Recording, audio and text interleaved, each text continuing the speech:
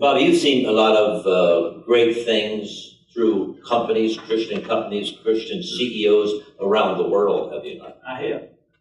For instance? Well, I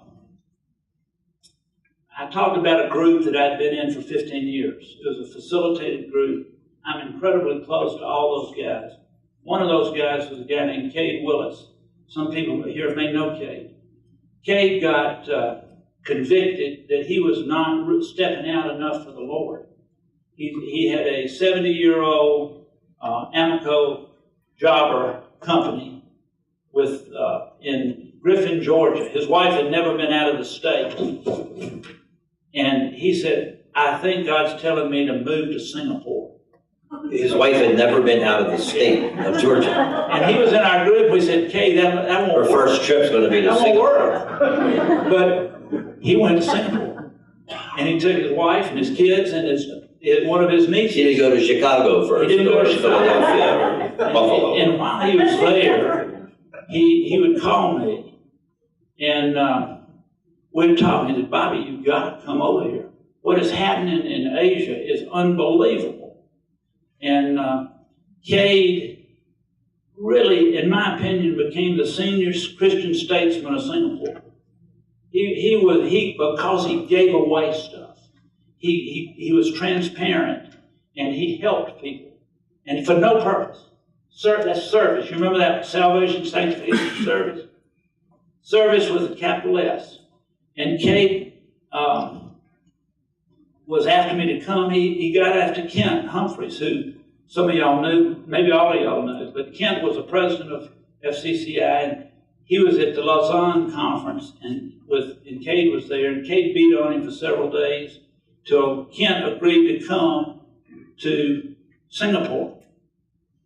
And so he called me, and I was in the shower, and I said, Cade, how you doing? He said, Bobby, you got to put up or shut up. He said, Kent has already agreed to come, and you hadn't agreed to come. Are you coming or not coming? And interestingly, the day before, I had a deal, about $100 million deal with Dow Chemical that had collapsed. And I said, well, I guess I can come. I don't have anything to do. I'll go, and if I can make the tickets, I'll go. The next day, the president of Dow Chemical called me and said, I want to put our deal back on. One day. And we went to Singapore, and they had set up a week of ministry in Singapore and a week of ministry in Mumbai. And we went there, and it was Kent and me and Cade Willis, all led by Cade, because Cade was the one who arranged all this. And a guy named Father Anthony de Sousa. Father de Sousa had a leadership institute in Mumbai and had been offered the presidency of Georgetown University that he turned down.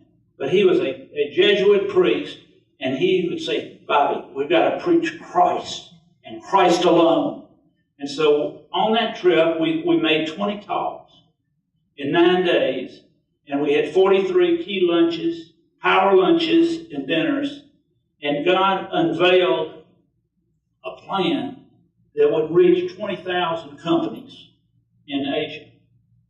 And so I went to Asia. I went on that trip to test whether I thought the message of FCCI was relevant in today's world. And I came back saying, absolutely relevant. Absolutely dead on. And the fields are white to harvest, and we better start running. And so that was the story of Cade, and just a word from him. Thanks, Bobby. And let's open the floor for a question. You have time maybe for one, maybe two, depending upon the question or the length of the answer. Is there anybody in the room like to ask Bobby a question? Yes, Gary. What happened to Dow? Dow cheated me. What happened to Dow? This is a great story. I want to tell you this story. Dow came in, the guy lied to me. I went back to the president. I said, you've lied to me. You didn't do what you said you would do, and I'm not going to do the deal with you. And we had done a deal, a major deal with Hitachi in Japan. The guys from Hitachi called me up and said, we've got to come see you. I said, great. When do you want to come? Tomorrow. Okay. Yeah, I can do that. And so they came in and they said, we want to expand our deal and we want to pay you $2 million. And we're not going home till you agree. I thought, well, this is not the worst negotiating position I've ever been in. We in 24 hours, I called our attorney and said, clear your desk, we're writing a deal. We wrote the deal, it went back and forth to Japan. 24 hours, we made the deal. I said, I don't want to be paid till January 7th. I don't remember when it was, but that would mean the taxes weren't due for a good while. And it was a great thing, and it bailed us out. But I knew nothing about them wanting to do that. And I felt like God honored the standing up to down and saying, I'd spent 2,000 hours on that project. And now they had paid us for all our work as we went on. We didn't get all our money paid, but that's a lot of hours. For those of you with a quick calculator, that's a year's worth of labor, full time. And so that's, but God, what we found with the fire, with 100 other things, that when we stood upright, God blessed. And it may have taken some time to bless. It's not necessarily I did it today and I got blessed tomorrow. And it may be entirely different from the way you're envisioning the blessing, but it comes. And I can stand before you and say that God has given me an absolutely great mate in my wife Sue, great kids, a great life. We've all watched this Christmas movie, It's a Wonderful Life. I'm standing before you. I've had a wonderful life. A wonderful life. Hey, Bobby, in conclusion, you're sitting in front of you are a lot of great people. They're company owners, people with very important positions in companies. What would be your final words to them before we move on to the next item on the program? What kind of a comment, challenge would you like to share with the group? Well, I think we had 3 people last night commit their lives to the Lord. I think everybody needs to make, you start with that decision. So if anybody in here has not made a decision for Christ, you need to make that step one. You can't walk this walk of marketplace ministry as a non-Christian. It just doesn't work. And so you need to write down a purpose statement. You need to develop some materials in your company to guide you. You need to share it with your employees. I brought this for a time such as this. This is a little card. Every one of our employees has one of these little cards. And it says, it talks about vision, and it says it's from the company. It's from the company. But I'm telling you, this is what you've got. You've got to set in motion in your company absolute commitment to God. And this is what we did. We said to be a world-class technology and manufacturing company that operates on biblical principles and glorifies Jesus Christ in the marketplace.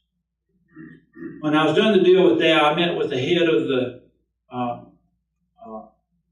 state of Saxony-Anhalt, and I handed him that card. I said, before we get started, you have to understand this about us. Do you have any problems with it?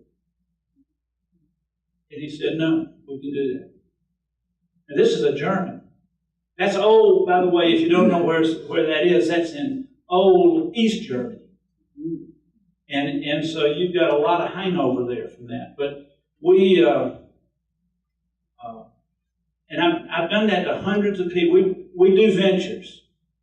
And so as we've done ventures, we've set that forth. But the key for everybody in this room is know Jesus Christ, commit Commit to his ways.